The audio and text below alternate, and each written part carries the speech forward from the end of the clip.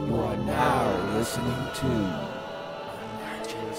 Our contestant is Carlos. His friends call him Los. Los? That's right. I do tend to explode only when by myself. What's the big deal that She she touched did a that? man's trash can. Bro. Right now, I'm committing a Schedule 1 felony. Allegedly.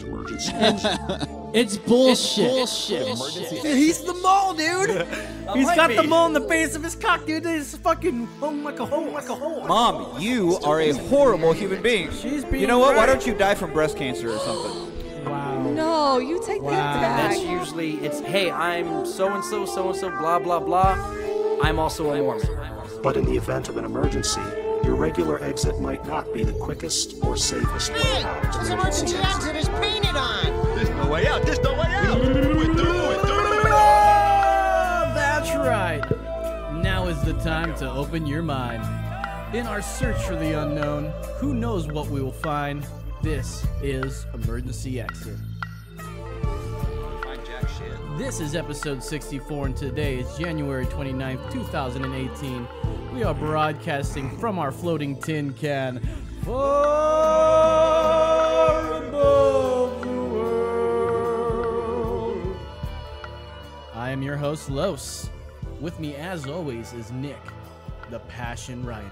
Fucking A. That's right. And Brandon, the Hard Hat Mitchell. I am here. Welcome, welcome. Hey, Consider it a source of pride that I always get the first F-bomb every episode. You Really? do? Do you? I'm pretty sure I do. I don't know. I don't fucking know I feel about like that. I would. Damn it! So now it might be him. It's definitely not me then. Now Well, you're- I mean, I dropped it Now you're last. during Fuck. my introduction, so like... Well, All right. Yeah, welcome once definitely again first. to the show, everybody. Nailed it. We have downloads in almost all the states. There's only 12 missing. So if I did my math right, there should be a few more states we have left. We need to get you, telling a friend. You literally did no math right there. I did no math. Zero math. Call us or text us Spread live. the word like wildfire. Wildflyer. So we can get to those other states. Dang, I'll tell you what. Dangle. Give them our number. The number here on the tin can is 830-875. That's 0637. Once again, that's 830-875-0637. We're going to get a much easier to say phone number in the future, something that's got numbers or letters in it so that we can spell words. You know what I'm saying? Yeah, All right. makes sense. So we'll take your phone calls as they come. That's how we do it. So on today's show, we will get a taste of a new podcast we're working on when our very own The Passion, Nick-splains something near and dear to his heart. Rock and roll conspiracy theories. That's right. Fucking rock and roll conspiracies. It's going to be freaking sweet, dog. Later, we will bring you the news. But first, the Hard Hat has some beef. The airing of grievances. I got a lot of problems with you people. Now, you're gonna hear about it. What's up, man? All right, man. So we it seems like we did this, fairly recently. I got some beef. If about the trash cans. I believe. man. Hey, update on the trash can though. Hasn't happened again. Fucking A. Hell yes. All right. What did you do differently? I just rode this one out. You wrote it out. Yeah. She stopped doing it? Yeah. I guess it was just a one time. I guess she was just feeling very generous that one time. All right. Yeah. So if you guys can't tell, I got this obvious lisp that you can't, can you hear Oh, S's really? and P's and yeah. Just your sibilance is all fucked up. Yeah, exactly. I'm not wasted. I'm not having a stroke. I'm glad you guys were concerned about that. Oh shit. Yeah, I'm actually at this show now. I actually have a little bit less wisdom than when I woke up this morning. I'm to be exact one. Sweet. So we've almost caught up to him, Los. He just needs to lose a little bit more.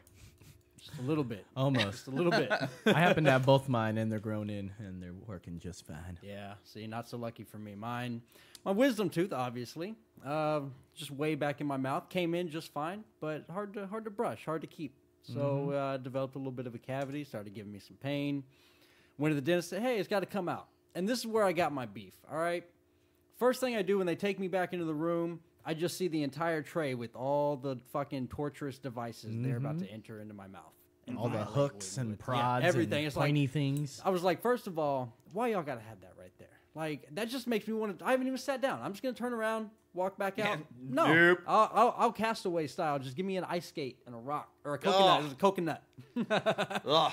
Yeah, But man, that's intimidating, don't you guys think? Yeah. You've had your wisdom tooth, or at least one removed, haven't you? No, I have them Never. both. The third molars are in there. I know. What about you? I got all mine. So I'm the only one. You're the only one. All right, man. Don't let them go bad. Sorry Don't let about 'em that, go my bad. friend.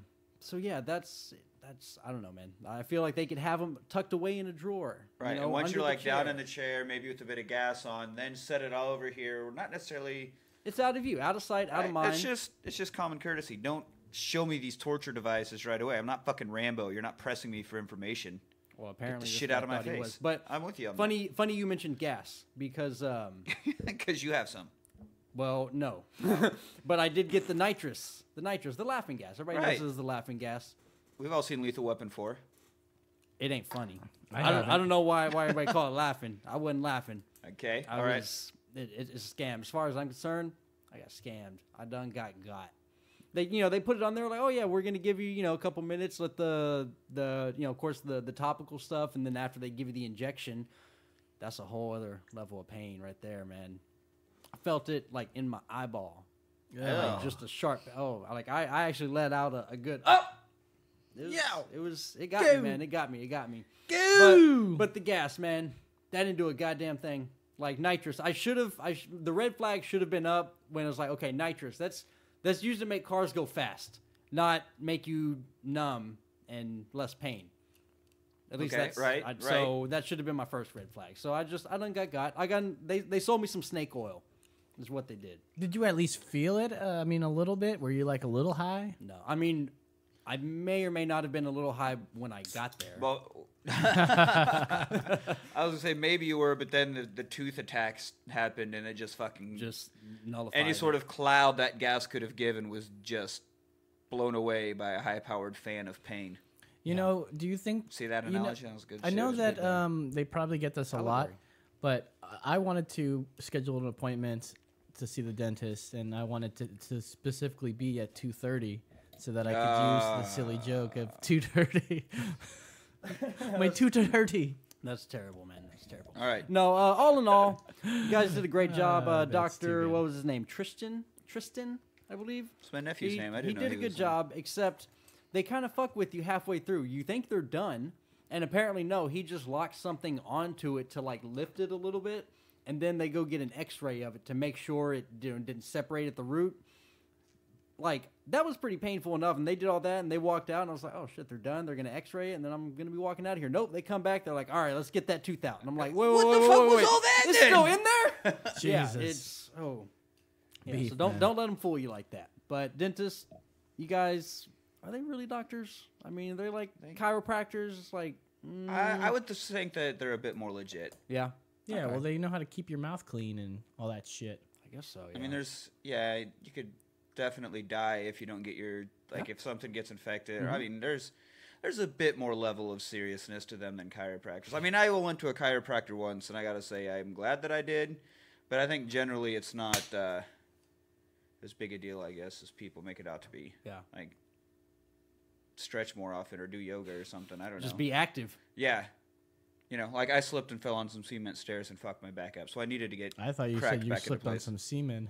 Yes. Well, he didn't Semen say that the stairs. stairs weren't covered. Yeah. In it. Semen stairs. Semen stairs. Oh, man. Yeah, that- beef. I've been going to the dentist, and it's not been too bad. It is pretty shitty, but I've been only getting the Yeah, topical but you haven't, stuff. you haven't had anything pulled yet. You just had the No, just the scraping. Fortunately for me, I don't need that. I just need to make sure it's clean and all that crap, and I'm doing great. Told once when I was like 12 or so that I was going to have to get my wisdom teeth pulled within the next couple years. I heard that and I just too. didn't go to the dentist for a long time, and I finally something was hurting. I was like, oh fuck, it's time. Yep. And they're like, no, you just something got infected, and they gave me some antibiotics for a while, and it went away. And That's right. then I've gone a few times since then, and it's never come up. So I think that one dentist when I was a kid was just trying to get some more money out of my folks. Oh, they always are. Oh, of course. They got to pay for that expensive X-ray that they use. Now they got handheld ones that can just go up to you and just like, tuk, tuk, tuk, tuk. You know, Like and then those, they got ones that scanners at the fucking supermarket. Yeah, it's like a scanner at a supermarket. It's this big old thing, and usually it used to be where you still have to wear the Right. lead vest and everything, but it was this big old thing you laid on, and They take pictures, but now it's So glad that sort of radioactivity is that mobile and convenient. they've got this panoramic one you. that you bite yeah, down something, and this panoramic thing just goes, and then it gets a panoramic of your. Yeah, not this office. They had to take like 20 pictures. Just okay, open your mouth, reposition the thing, bite down, walk I'm out. Surprised that snap. they weren't still using ice skates and coconuts. That's the old school way. Yeah, and they have to Yeah. walk out like, hey, where are you going? I Yeah, gotta be. wait, I gotta be. stay I in have here to with be you. here. Fuck you, man. You're staying in here with me, you son of a bitch. Yeah. Well, any beef? Any more beef, my man? That's it for now, man. It was a pretty don't good sound week too for bad. me. Nah, I can feel my mouth now. He was talking like this earlier when he Oh, had it the was gauze bad. in. Yeah, it was bad. But I tell you what, sound like an old Western man. Dang, man, Got me a big old pinch of chew. Oh Break it yeah, off. he's chawing. John, that's what it sounded like. Well, hey, let's. I want to tell you guys about the new podcast we're starting here soon. It's going to be called Nick-splains, and it's basically Since we have a whole channel now, we could do multiple shows. And we are doing the Awesome Facial Hair Club podcast, and we've got Nick-splains going to be on there, and that one is going to be a more in-depth version of what we're going to be doing today. But essentially, it's Nick explaining something to you. More like the everyday man who might, and he knows a lot about rock and roll this time, and that's what he's gonna be talking about. Yeah. So let's hop right into a little Nick-splainage.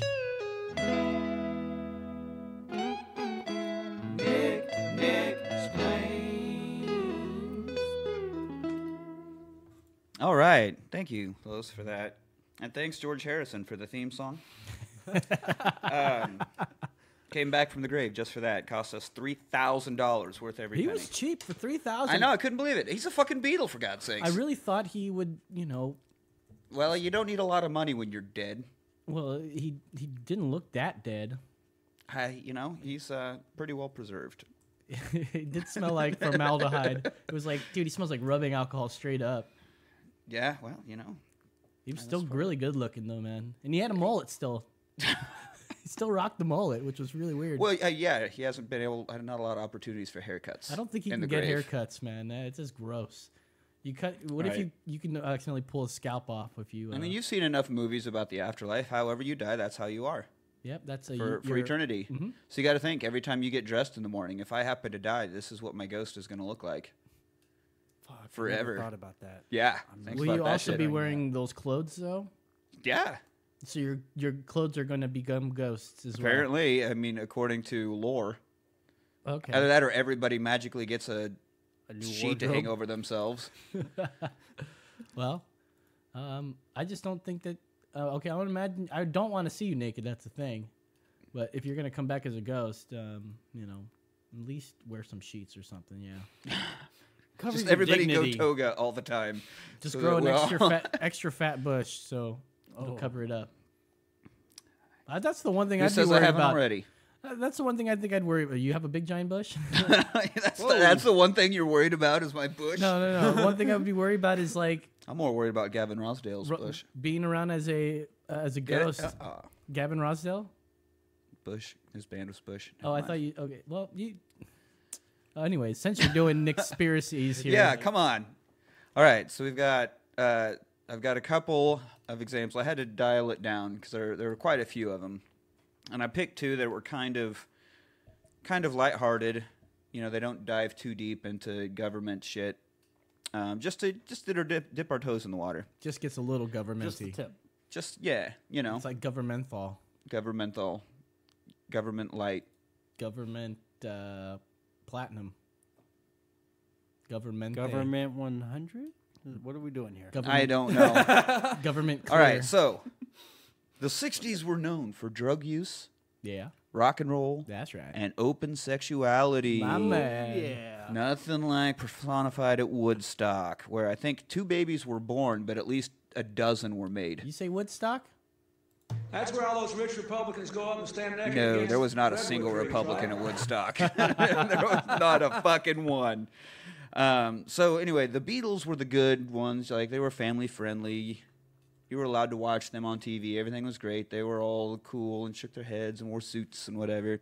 Now, the Stones, on the other hand, were the fucking devil. Yeah. They were the opposite. The American press used the phrase moral turpitude.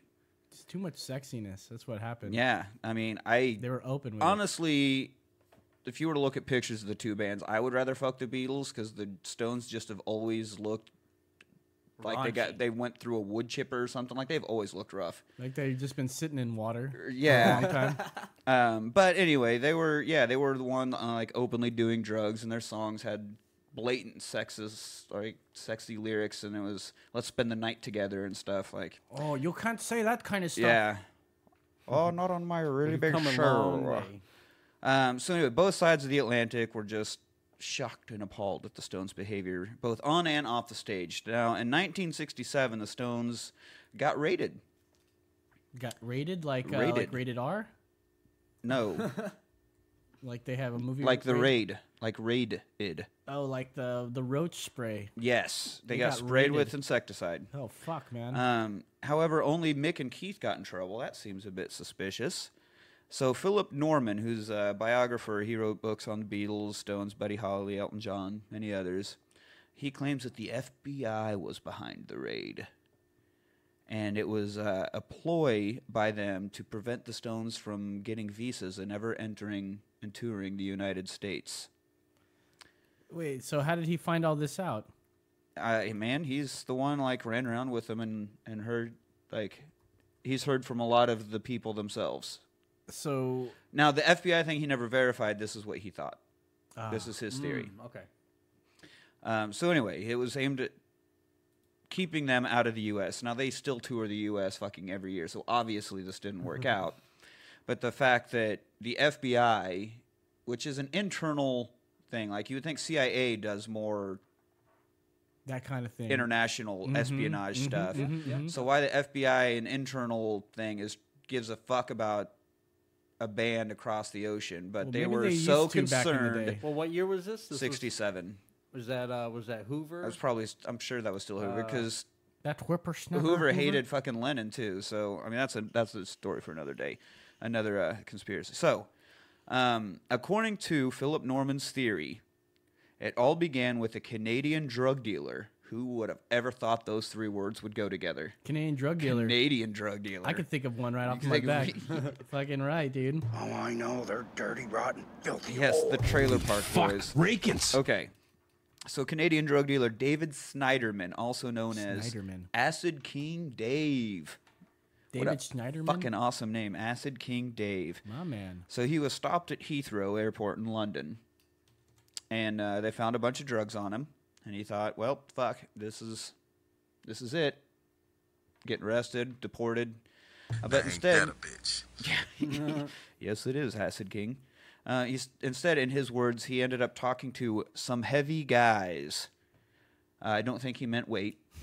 Heavy guys. Some heavy guys, like some serious, secretive, important fucking dudes. So instead of deporting him and taking the drugs, they offered him a deal.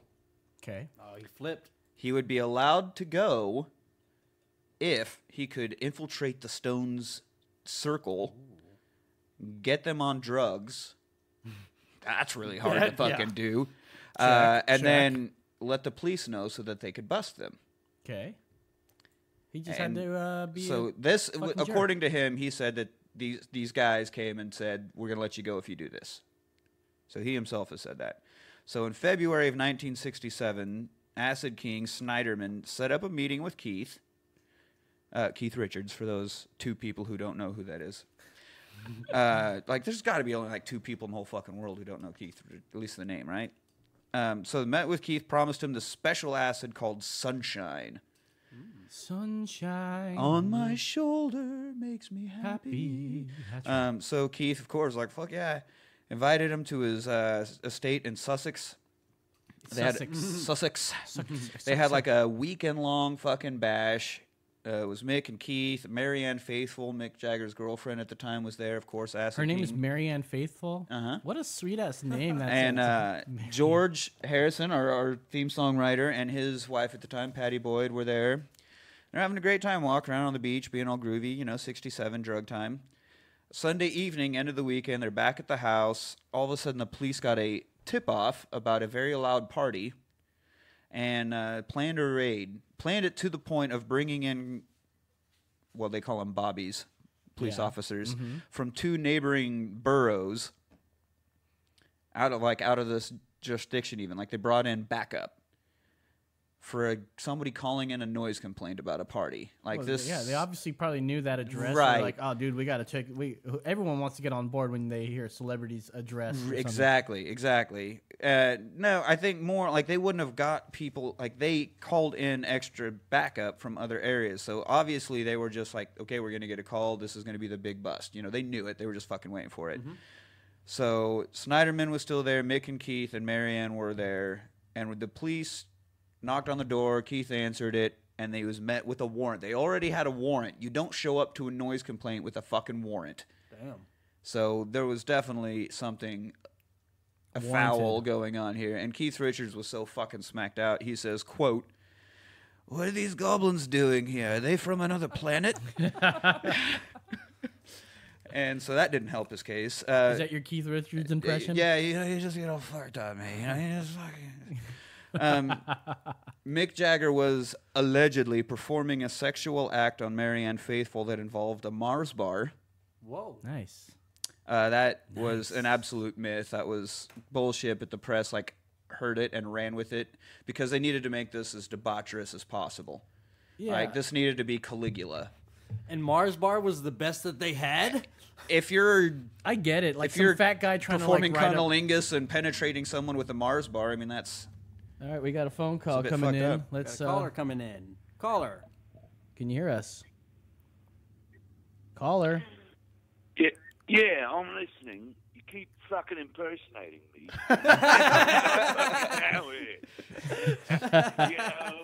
Come on, man. Don't be a cunt. We've got Keith Richards on the line. Yeah. Thanks for calling, Keith Richards. Can you... Yes, indeed. How are you? That's fucking great, man. So what's new with you, man? Oh, now you're all trotting about and everything, huh? Yeah, are you back home in England? Are you calling us from England? No, I'm calling you from E6 and Penn in Austin. No shit, you're in Austin. Dude, he's in town. That's right. He's the E6 What are you in Street. town for? Yeah, it's this guy named Doc. He's been letting me crash on his cash for about a week. Hang on, I'm going to put him on the phone. Hang on, I got to take a hit. Guys. What's up? It looks like we got... I can't... What's... Doc? I can't get him off the couch. God Well, because he can't stand up, I'm sure. Yeah. Well, in my house, most people don't stand up. Doc, what's That's new with you, man? hospitality It's right good there. to hear you again, man. Yeah, man, it's good to call in. I told you I would. Yeah. Much Fucking right, appreciated. dude. What's going on today? What's the argument? What's the bullshit? Well, Nick over here is explaining to us about rock and roll conspiracies. So you heard that we're talking about the Rolling Stones and how they were denied entry into the U.S. Due to this They got this raid drug that raid. happened. So we're in the middle of that right now.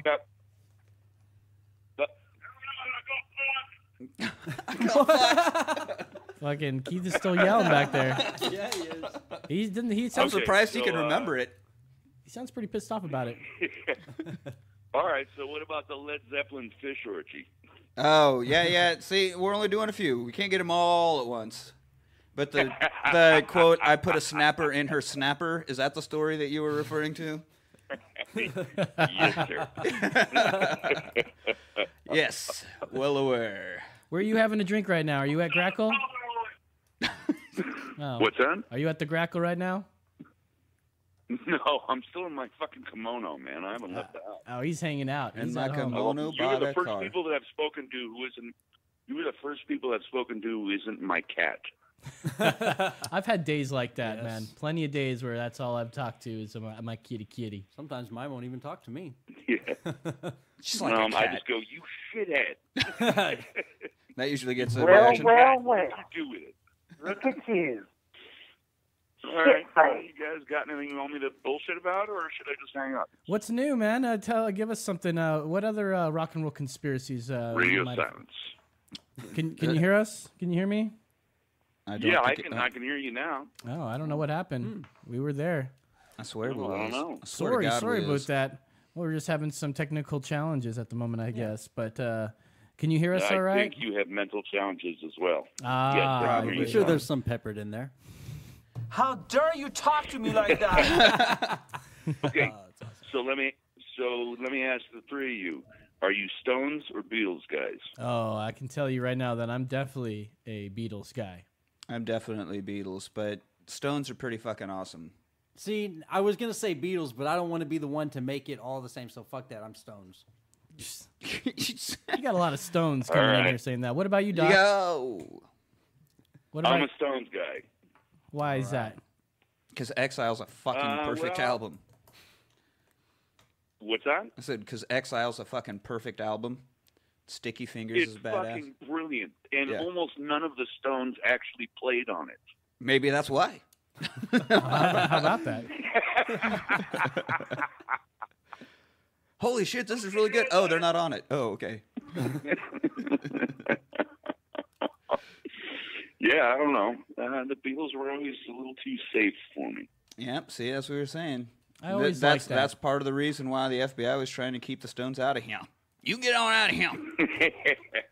We don't like you. Now, if you were just cross-dressers, we'd be okay. J. Edgar Hoover reference. But But you look like a lady. yeah, But you look like a full lady out in cross-dress. public. I just look like one in my own room. There's the difference. Oh, we're getting another call from Arlington. Thank you, Mr. Hoover. Yes. All right, Doc. We're getting another call. We're gonna catch this other call. Thanks for calling, All right. man. We love you, man. Take care, love sir. You guys too. Piss off. Stay strong. That's right. Later. All right. All right, Hello? you're on the air. Emergency exit. Who am I talking to? Hey. Hi. Got someone listening to some Primus in the Yeah, we background. do. It sounds like. I mean, who do you think, though? I don't know. Who are we talking to? Who is this? Be? It's your sister. It ain't my Oh, sister. it's my sister. Ah. It's just jamming some. All right, some Primus. Are you jamming? Are you jamming the Primus? Is that what we're hearing? That's pork Say soda. what? Are you jamming That's the Primus? It's definitely Primus. No, I'm just talking to you on my speakerphone because my phone sucks ass and I can't hear out of it. Are you playing? Is it that- playing through your phone? Maybe. Would that be mine? I mean, So hey, take it off speakerphone. okay, fine. I took it off speakerphone. I probably won't be Yay. able to hear you, but let's give it a go. You can't hear me. Why can't you hear me? Well, you know, 'Cause their phone's once messed upon a up, man. time, I spilled water on my phone, and now Ah. it doesn't really work. So are you watching live as we speak? I am. I'm very intrigued. I'm making a lot of inappropriate comments in your chat, but you know. I wouldn't say they're inappropriate. Yeah, Brandon's keeping up on those. So what? I mean, could they be any more inappropriate than the shit we say anyway? So what's on your mind then, Roxanne? That's my sister, Oh, Roxanne. nothing much. I'm intrigued by your rock and roll conspiracies. Yeah. And, you know, I just And the thought I'd Mars bars. throw one in the bucket for y'all to touch on whenever. All right. do you What you got? got? Debunk the whole Paul McCartney is actually, dead. like, the real Paul McCartney is actually dead. Yeah, we've talked about doing that one many times, and the problem with doing that is it's a visual. It's more visual than it is audible because they show lots of pictures, and that's how they kind of go. Look how he looks the same as this Billy Preston or whatever, whoever's Billy playing- Shears. Billy Shears, that's right. So it's a tough one, but we can try. What do you Yeah, think, Nick? definitely get into that. Yeah, I did a report on it in high school. you did a report. Yeah. So that could be. Cool. Hey, So there we Roxanne, go. can you hear this? Oh, hi, Mark. I can barely hear you guys as it is. How about because she's got her. You can put us on speakerphone if you want, so that you can hear us better. But that means you have to speak What? closer to the mic. Oh, well, I mean, I'm like, I switched gears. I'm good now, I guess. You can go on speakerphone if you want. No, it's okay. I don't want to be that guy. All right. But Anything else you want to what y'all say? drinking on tonight? I kind of tuned in late. Oh shit. We're not doing we're not doing a brew order today. We're drinking our normal Miller Lite, which gets a 4 out of 5. That's right with me, I believe. I think it's the only 5 out of 5 beer that I have ever Nick has given ever just to prove rated. that I have great taste. Well, I guess That's- it's not thirsty goat, so you know. That's Yeah. right. That's fucking right. Well, thanks for calling. Anything else you want to say, Roxanne, before we go? No, that's all. Just love All the right. show, and all right. All right, we'll get around to this Paul McCartney thing. Yeah, don't forget to give us a 5-star like on that iTunes if you get the chance. Oh, always do. Yeah. And she's going to send us a wedding invitation to her wedding. So we'll go. Yeah, are we going to do a live show from the wedding? Do it a live show. That's a good idea. From the Greer, love. The Greer wedding. Trying to go through the ceremony and I just start screaming shit in the background. Yeah. That would be terrible. I wouldn't do that. All right, Roxanne. Thank you for calling. We'll keep listening. We love you. All right. Bye. Bye. All right. 2 calls. That's awesome. Okay. So the Mars bar. Not true. That has been. Oh, right. That didn't go. That has been falsified. Mars bar. There was no Mars bar sex act. However, it was personified in the show Californication. Really? And the 6th season, Hank Moody ran around with a rock star. Was that Mulder?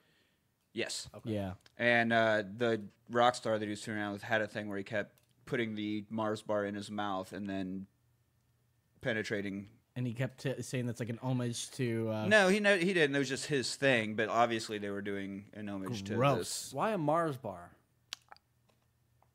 Man, I don't know. He didn't like Snickers? I can't answer this. Yeah. A Snickers is just a Mars bar with peanuts, right? Maybe he has a nut allergy. There you go. Could be. But it's also made in a factory with peanuts, so you'd stay away from it either way if you're allergic to peanuts. Maybe he just doesn't want to be eating nuts out of her. You see? Yeah, it could be. He should be the only Or nuts that was go in the there. one available. Yeah, it's the only... That was the only one available. Candy, And you know, you don't want to be like, hang on, stay in freaky mode for like 10 minutes. Let me run to the store. Please be kinky and willing when I get back. It could have been a whatchamacallit. Could have been whatchamacallit. I'm going to stick this whatchamacallit in your whatchamacallit. Could have been Twix. He put one in both. All right. So anyway, no Mars bar, so it doesn't matter. The main point of this is that Acid King Dave was not searched and he was allowed to leave. Just bailed out? Like, he was there when the cops came in. Mm-hmm. But he got out scot-free. Like, as they were doing the arrests and everything, he was nowhere to be found. So it kind of makes it seem like he was a part of it. And they're like, yeah, cool, thanks for the tip-off, mate. Now bugger off. We got your back. Fuck off. So they only focused on Mick and Keith, and they found very little. They found some scrapings of hashish off of a table, and 4 amphetamine-based pills. Amphetamine-based. And Mick's jacket, which weren't even his. They were Marianne Faithfull's, and she had put them in and forgot about them. They were like... Sure. Not even from that weekend of drugs and partying, like from fucking months ago or whatever. No, like, those girls never bought their own drugs. Are you kidding me? They never had their own no, drugs. but she had says like, no, they were even mine, and I left them in his coat like fucking months ago. Of course, she said that. Yeah, no, but from a long time ago, like they had just been in his coat forever. It wasn't like they were part of anything. They were just anyway. Not that Mick Jagger needs people to stand up for him, so it doesn't seem like he has drugs around. I don't think that's ever been. Anyway, so 4 pills and some random remnants of hashish off of a table, and that's all they found. Now, according to Philip Norman's book, he says there was a bag of acid brought by Snyderman that was left on the table, and for some reason that wasn't part of this. Like, they looked past that because it was Snyderman's, it was their inside boys. Yeah, acid just looks like either it's on paper or just a little jar of water or something. Right, so, but still, I mean, that'd be something you'd look for. So anyway, it was not a good bust, but it was enough of a bust to ruin visas, which is all they needed. They just needed to block the visa. So in June of 1967, they went to court, and it was called a complete show trial. It took less than an hour. Judge Block, he seemed just adamantly against the Stones from the first minute. Just boom, guilty, fuck off. Mick got 3 months for his amphetamines. Keith Richards got a year. He got a year. He was charged with, quote, allowing his house to be used for the smoking of marijuana. And he got a year. Oh, shit. Oh, no. So, they got hauled off to jail. Now, what saved them was an editorial in this conservative magazine called The Times. William Rees-Mogg wrote an editorial, said this is about as mild a drug case as has ever been brought before the courts. And it's got to be pretty suspicious in this case that Jagger got a more severe sentence than would have been thought proper for any purely anonymous young man. It's purely the fact that they had such stature that you're trying to make an example out of them, and you would not have done this for anybody else. And this is absurd. And due to it being like a very conservative paper doing just this. Just say that came from a conservative. Yeah. Keith Richards' sentence of a year was completely overturned, and Jagger was given conditional discharge, which is not a result of an STD. It means he's got a year of a probation essentially, and if he gets any offense during that year, then the pill charge is going to be added back onto it. Yeah. Nice. So that was it. Kind of a slap on the wrist, and by 1969, the Stones had their visas and were touring the United States, as they still are to this day.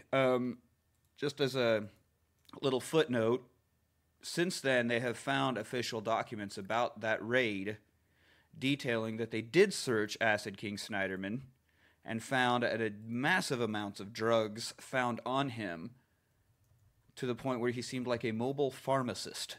Oh, yeah. Oh, wow. And so this was even in the official police report, but still, he was not there at the arrest. He was not ever charged with anything. He was completely let go scot-free. He was FBI, son. So he was absolutely in on it. And he like, was FBI.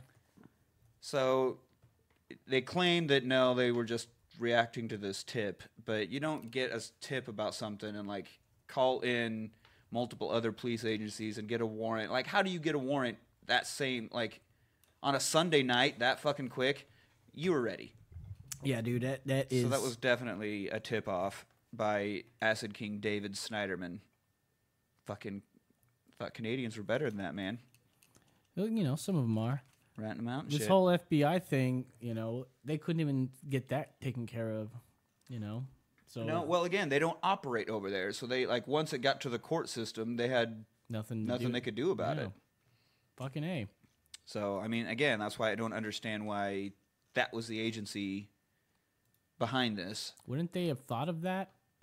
Yeah, right? Like, isn't that your job? Intelligence? Yeah. Fucking, I don't know. Well, so, yeah, they got to investigate that kind of shit. Well, either I guess way, that's what they did. They investigated it, and they figured it out. Well, I guess we can't do that. yeah, or maybe they weren't even behind it. Maybe it was purely just the London police force wanting to get him, you know, and it could not have gone any farther than that. And they had more faith in their legal system, or they didn't count on that one editorial changing opinion so much, I guess, because it had worked up to that point.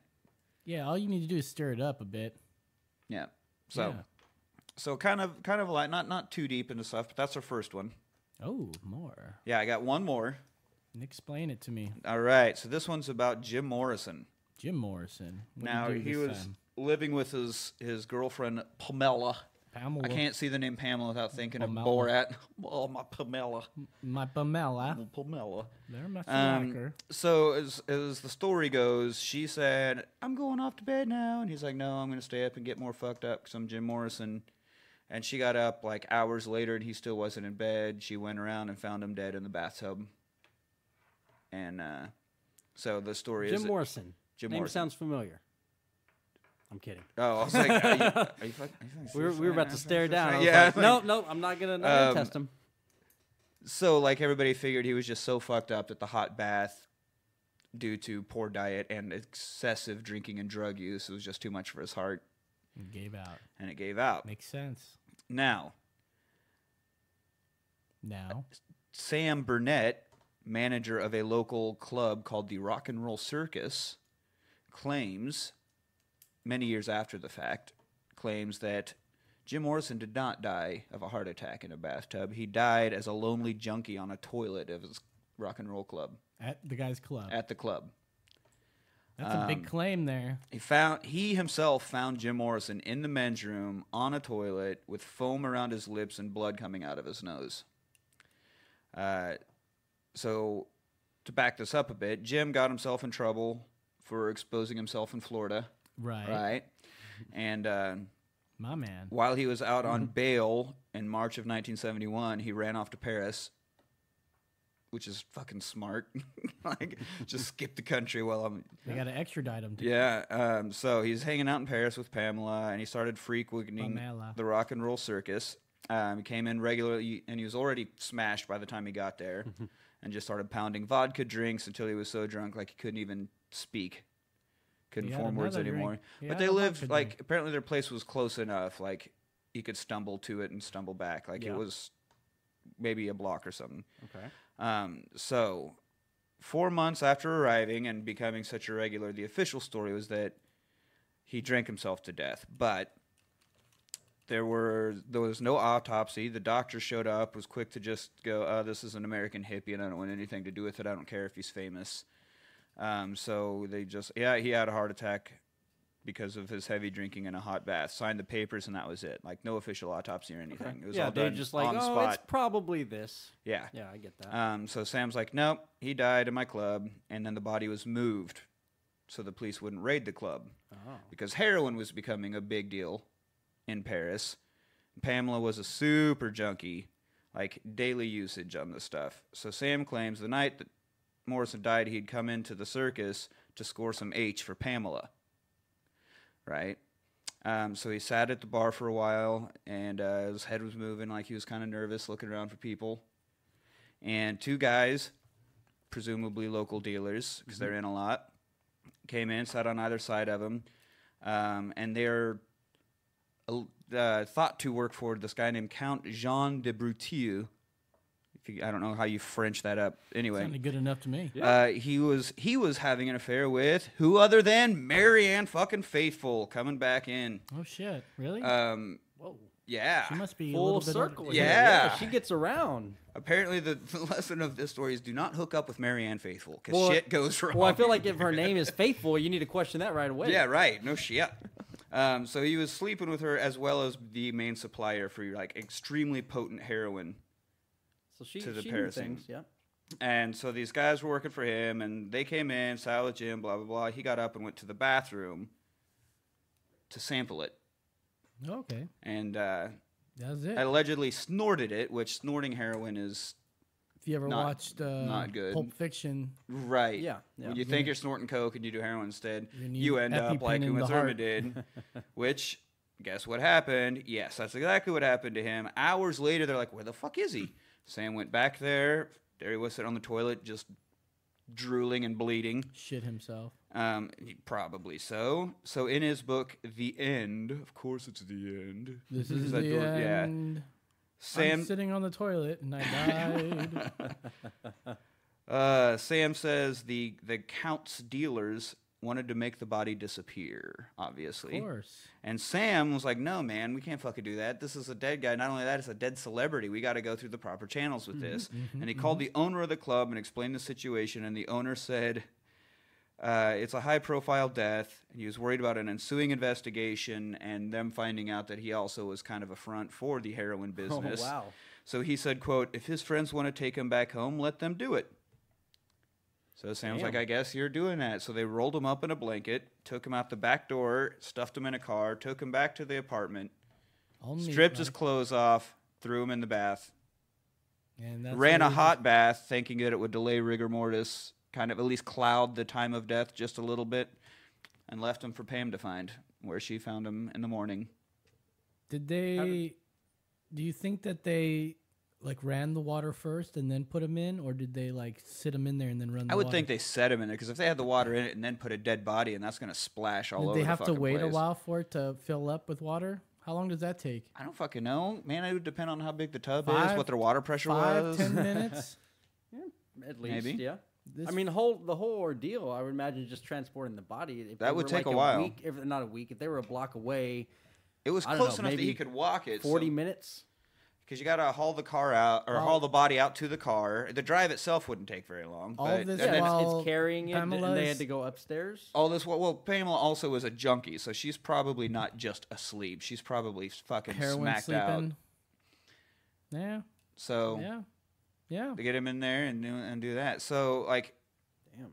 nobody knows who these two guys are. They were never going to get their story. And they took him out the back so there aren't any of the patrons can come and confirm this. So the only And nobody saw anything else like along the way, carrying up a Apparently not. All we have is carpet late at night. Sam's word, and he claims he's the one who found him. Well, we got to take him at his word then. I guess that's what we got. He wasn't didn't just heart attack. What do you think? I mean, I wouldn't be at all fucking surprised, but like it seems like a lot of unnecessary work for two heroin dealers to like go to this length, you know? You could get rid of a body a lot of different ways. Think about what they did in Pulp Fiction, referencing that movie again. When who was it? Marvin's body? Yeah. Yeah, like just what they went through trying to get rid of it. I mean, kind of a different circumstance. Yeah, they didn't have to clean out the interior of a car that had brains all over it in this case. But like, there's a lot of things you could do with it. But that don't involve the club. Like, drive them a few blocks away and dump them in an alley. And they'll still find him and go, oh, shit, he OD'd while he's being a drunken fucking loser, which is all he's been for months in Paris anyway. Well, maybe they thought, okay, where would he have been? And start asking questions and be like, oh, well, he's known to frequent this club. Right. And, you know, so... I guess. You know, finding him at home in his bath would be like, oh, he was here. He was conscious enough to at least draw the And he was there when Pamela went to bed. She's confirmed that, so... I guess, yeah, that makes sense. Then, no, he was just here and died. No need to go any further. And nobody knows about the Rock and Roll Circus's heroin trade. So there we go. Dude, not bad. It makes me thought. I was thinking about the Kurt Cobain conspiracy theory episode 2 that we did. That we should revisit one of these days. Yeah? Yeah. That could be a cool... Is that a heroin cover-up as well? Well, not really heroin cover-up, but definitely had a lot of it in his system. Right. You know?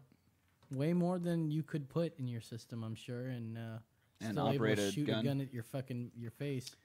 Yeah. But hey, Nick, thanks for explaining that to us. I mean, man. we got some more coming up. I got some other ones. Yeah, we're gonna be putting them up on our network. We have a network you're listening to us from, and Nick's gonna be more drunken and tell us just explain shit. So here's the theme one more time. Nick-splains. Nick-splains with Los and Brand. All right, let's go to the news. Got the news with Nick and Los, that's right. We coming at you, coming with the light. We got the news, we've got the news. We've got the news, we've got the news, yeah. We've got the news with Nick and Los. And Brandon, that's right. That's right. So, 2 of the 5 women who came forward to accuse James Franco of inappropriate sexual behavior sat down with Good Morning America's Amy Robach to elaborate on their allegations against the actor and to discuss why they went public. Are you familiar with James Franco's allegations, Nick the Passion Writer? I have seen mention of it, but I'm not as familiar. Well, let me tell you a little bit about it. All right. Sarah Tilder Kaplan and Violet Paley appeared on nervous but doubled down on why they chose to come forward, saying that Franco took advantage of his fame, his status, to prey on younger women in the acting classes he taught. So yeah, he was teaching this like master class. He was a professor at a school. I forgot if I said that where it was, but it doesn't matter. It was like UC Berkeley or something, I bet. Okay. Anyways. And this is confirmed like that is the thing he really did? I don't know. He just knows what's going on. Is Franco's not saying anything, and he's just expecting the backlash. He's ready to, deal with it. So this sounds like he already knew it, and these ladies are just kind of throwing it out there. Here's what happened. They spoke candidly about their experiences with their experience in the quote sex scenes masterclass taught by Franco, saying that the scenes in which she participated, added after they'd received their original scripts, by the way, often seemed gratuitous or exploitive. Oh, I got it. Paley was... Wait, so they get like a play or they get something they're supposed to work on. Yeah. And after they got it, he would add in... Yeah, that's what they're saying. Like an absurd sex scene. Why was the teacher involved in the student scenes anyway? Well, it's a master actor like James Franco, and right. But you watch the scene and then you give input, but you're not in the scene itself. maybe he wasn't like in the scene, but rather like acted like this is how you should do it, and like did a little bit of it first, and then like or maybe just making them come to do what I just did. Do stuff on each other for his viewing pleasure or something. Here's something weird though. One of the girls was in a consensual relationship with Franco, but elaborated on the incident she tweeted about during the Golden Globes after seeing Franco's time-up pin on his lapel, saying that she was regretful and that Franco was, quote, a celebrity I looked up to.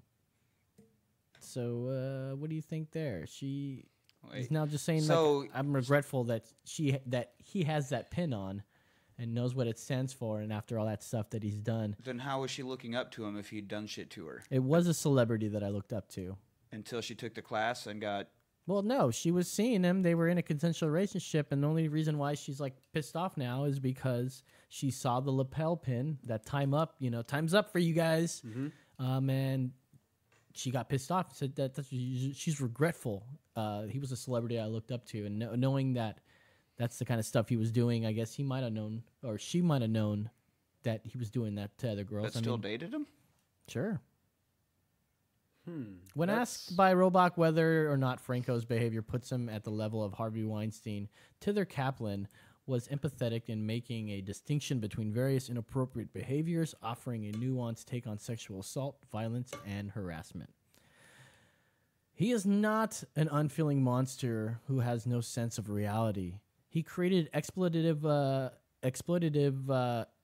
environments for non-celebrity women on his sets, and I also think James is a talented and valuable person. It is a pyramid, and at the top is rape and sexual violence, and at the bottom are the other abuses of power that, when they continue to happen over and over, build and build and build and create a culture that allows the most heinous examples of sexual violence and misogyny and discrimination to happen. Even if we allow them, we're allowing all of them. There's a mouthful there. Franco's rep has denied any wrongdoing throughout the entire accusation cycle, telling Good Morning America that the allegations are not accurate. Accuracy aside, let's say whatever we want. It seems that the girls are looking for something so painfully simple that it is truly mind-blowing that he has not been able to produce it, an apology. So all they want is an apology, but that sort of lends to being guilty, don't you think? Yeah. Yeah. Ain't that a bitch? You got some news, man? Yeah, I just got one story for you, but I don't know you're gonna hit me just like that. I just wanted to ask Franco something real quick. Anyway, how is your sex life? Ooh. Oh, not consensual, maybe? I don't know. Ain't that a bitch? Yeah. New Orleans. We know it for Mardi Gras, right? Fat Tuesday. Isn't that what it is? Fat Tuesday? The razzle dazzle. Well, and throwing of the beads, but guess what? City officials in New Orleans. Did I do that right? Nolans, I guess. Yeah. You can't say that. You're not allowed to say that. All right, fine, whatever. Anyway, they pulled more than 46 tons of carnival beads out of their, pretty much their sewers. They did? And their overflow. Yeah, just, from people throwing them down. I guess they break and people just let them fall. And then I can imagine. They get washed into the gutters and eventually they all collect somewhere. 46 tons off the top of your head. Anybody know how many pounds that is? 46 tons. 93,000 pounds. 93. I was going to say that. But it was also among 7.2 million pounds of other debris that had blocked up before. Yeah, exactly. Well, yeah, and just fucking bodies or who knows what. Probably all sorts of bras, I bet. A couple feet. Oh, yeah, I'm sure there's a lot of things. Probably Lots like of bras, some hats, I'm sure. Stupid-ass glasses. Jimmy Hoffa. Novelty sunglasses things. Jimmy Hoffa. Jimmy Hoffa might be down there. He might be. You never know. Danny Galloway, interim director of the city's Department of Public Works, said once you hear a number like that, there's no going back. So we've got a lot better. So we've got to do better. Sorry, in reference to all the. Hang on, I got some audio. All the beading. All the beads. Yeah, that's a shit ton of beads, man. 68,000 storm drains. Going on? It says that the cleanup effort lasted from late September to late January. The bead tradition. Oh shit! Probably as long as Mardi Gras been around. Well, right. So that's a lot of beads. But if it's going on for 60 years. I mean, it's cumulative, right?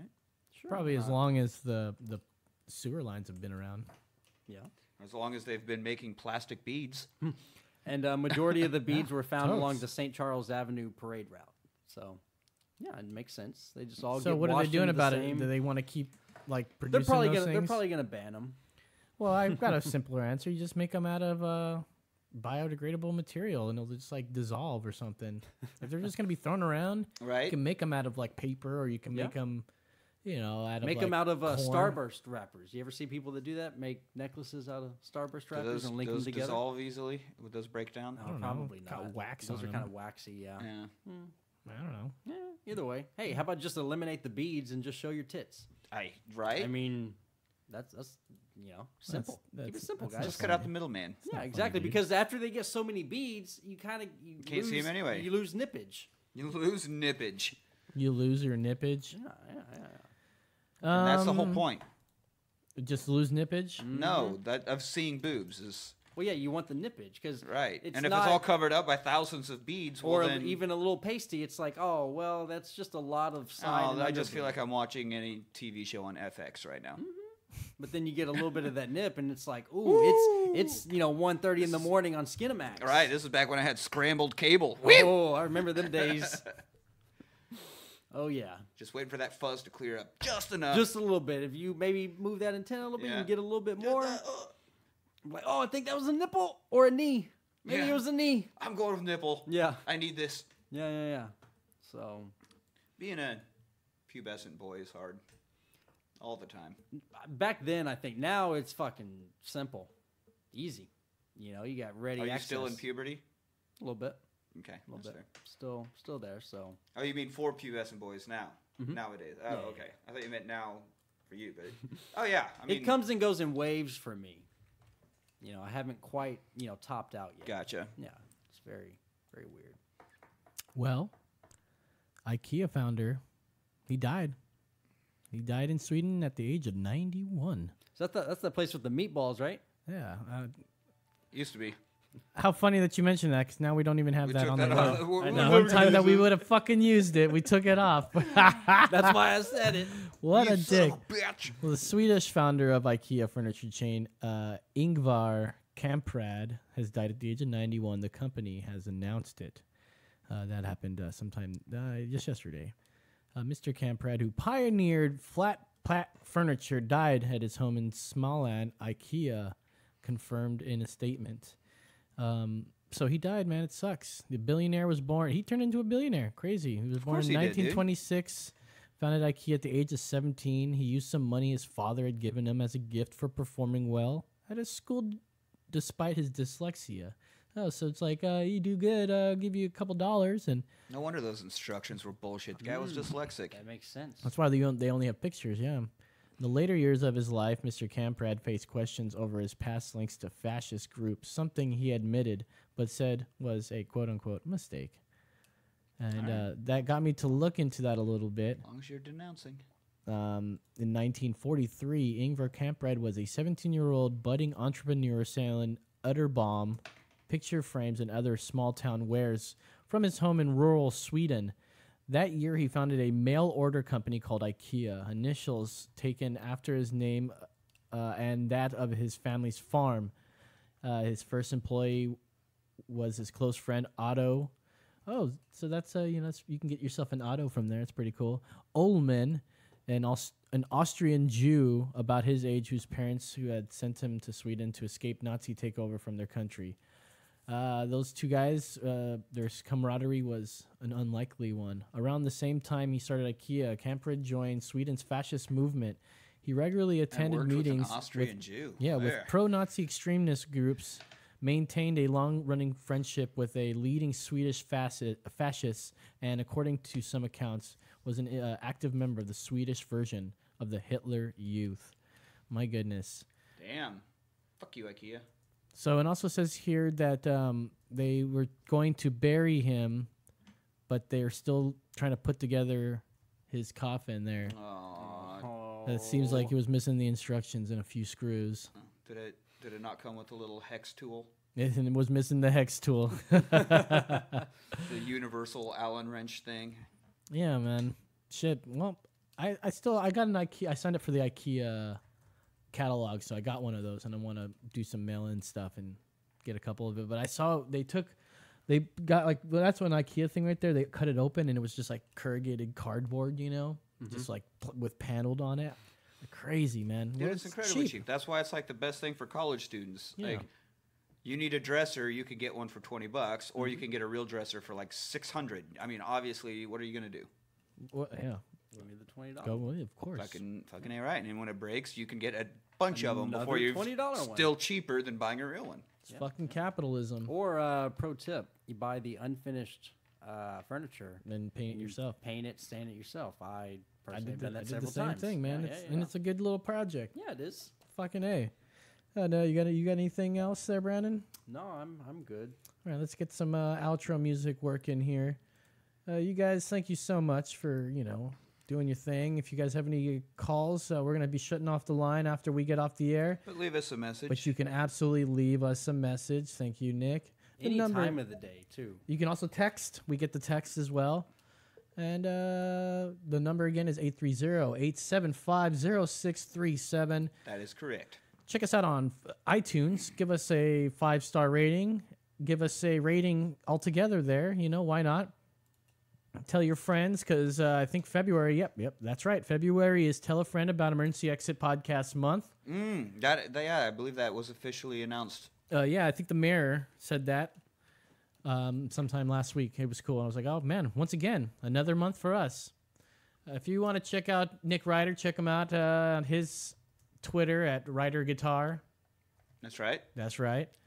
Guitar. We're also on Twitter. Check us out at EMEXPod. Follow us on Facebook. Give us a like. Any of the things, you can just go to that thing and search for Emergency Exit Podcast. Yeah, I'm man. sure we'll pop up somehow. I wasn't feeling too good today, but this definitely helped me feel a lot better. Good. So I'm happy that it's been another good episode. So for Nick Ryder, for Brandon, the Hard Hat Mitchell, I'm Los saying, that's right.